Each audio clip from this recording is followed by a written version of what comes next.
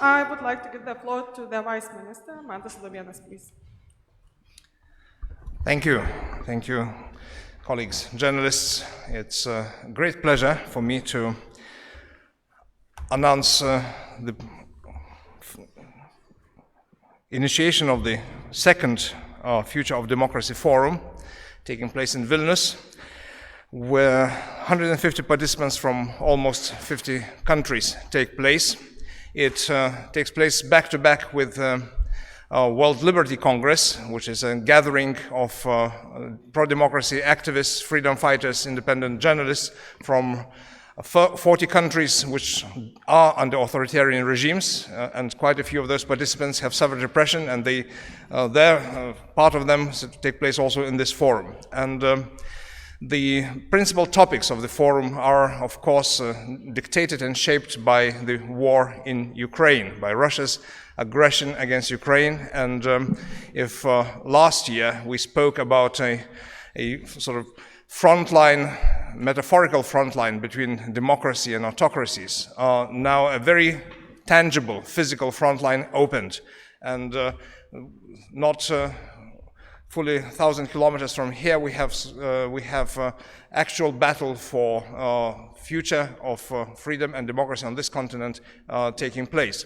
So our deliberations touch upon how to resist authoritarian pressure, how to retake initiative for democracies, and how to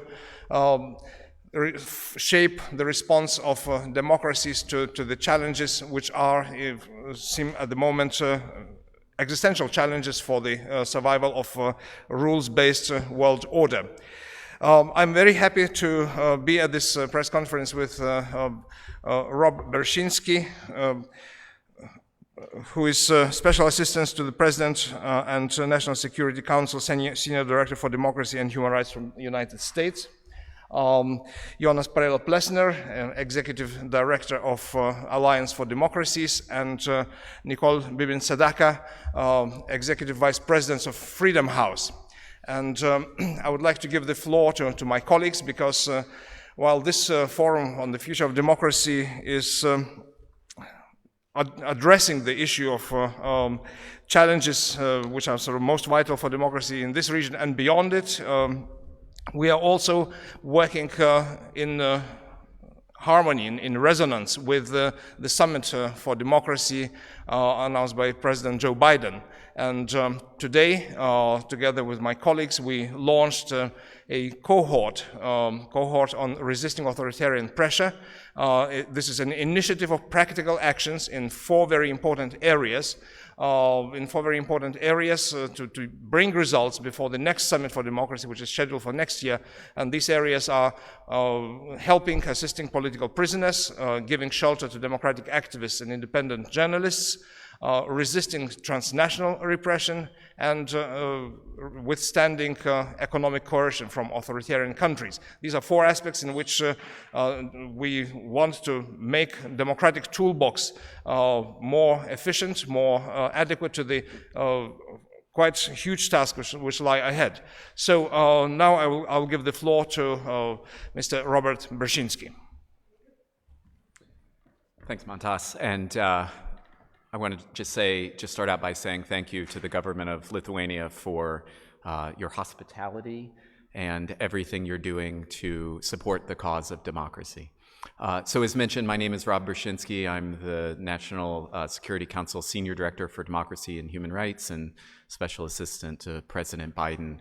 And part of my responsibilities are producing the Summit for Democracy, which met for the first time in December of 2021, and as Mantas mentioned, we'll meet again in 2023. President Biden announced his desire to host world leaders, both governmental and non-governmental, so that they could learn from one another, speak to one another, and ultimately act to strengthen democracy and the fight against corruption and the effort to promote and protect human rights, given that democracy and human rights are under threat around the world.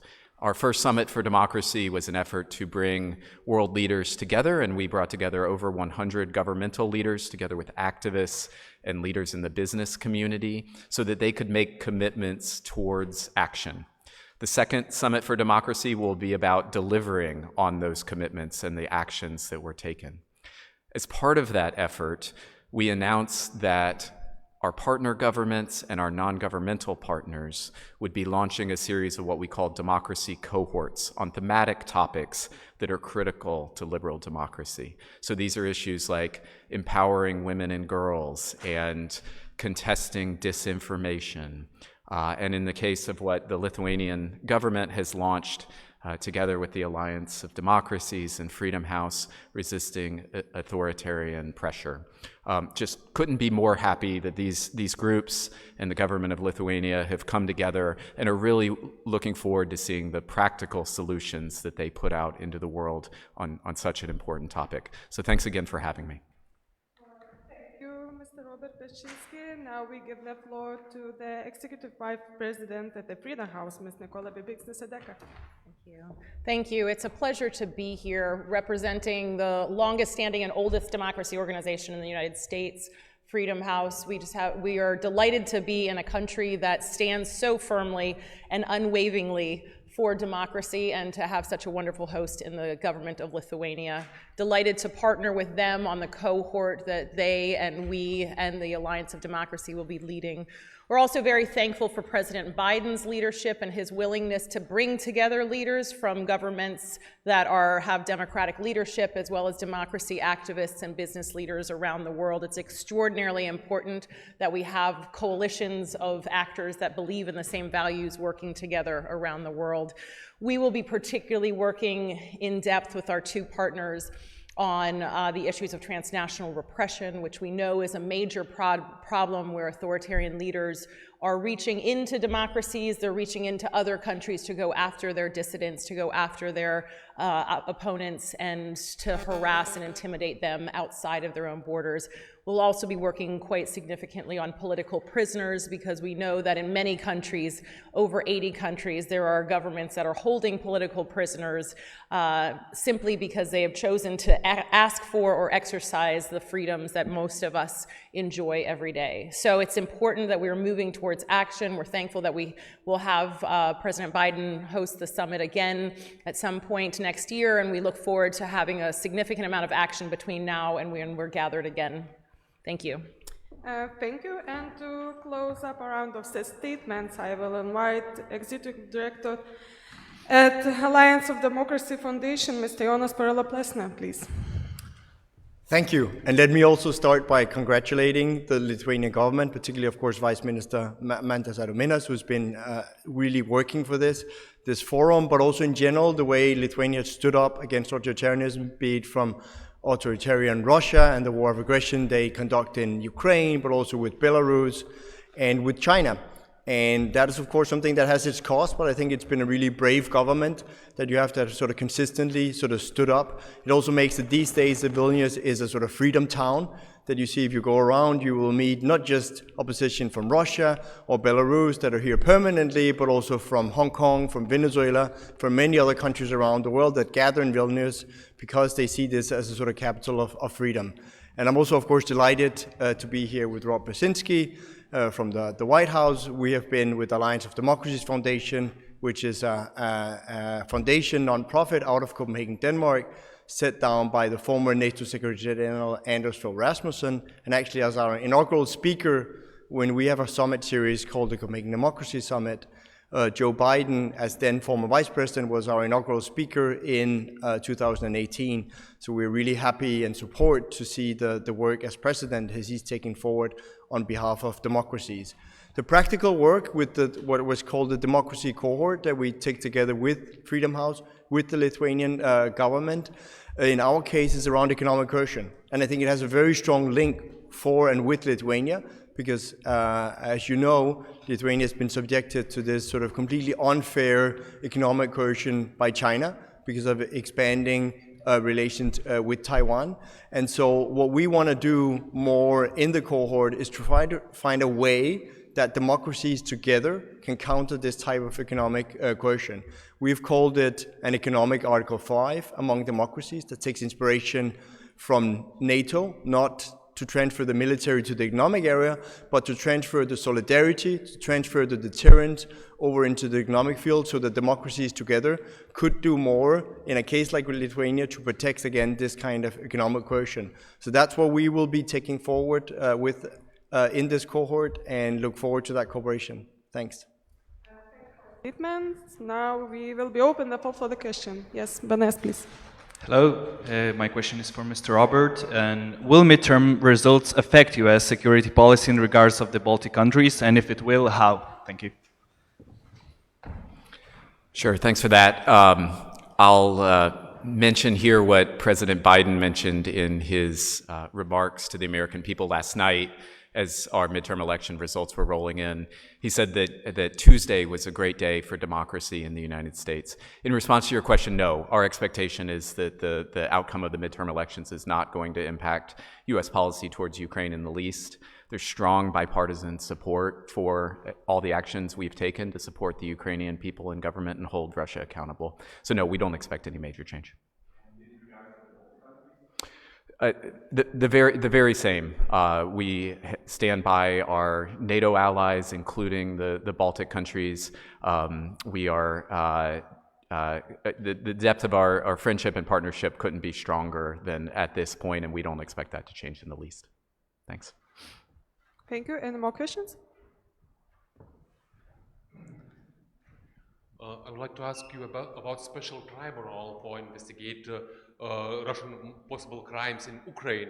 Do you see any possibilities of this tribunal and how it can be established in practice? You want to take that one? Okay.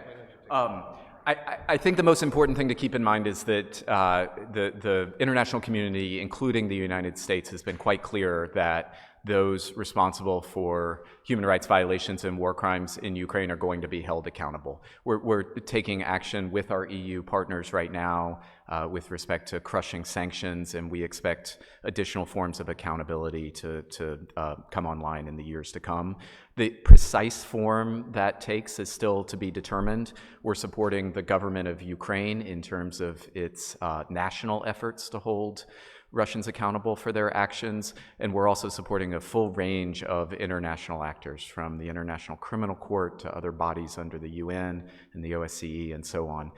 We haven't made a decision with respect to a special tribunal. It's still under discussion, but again, we're looking to support accountability in any number of different ways.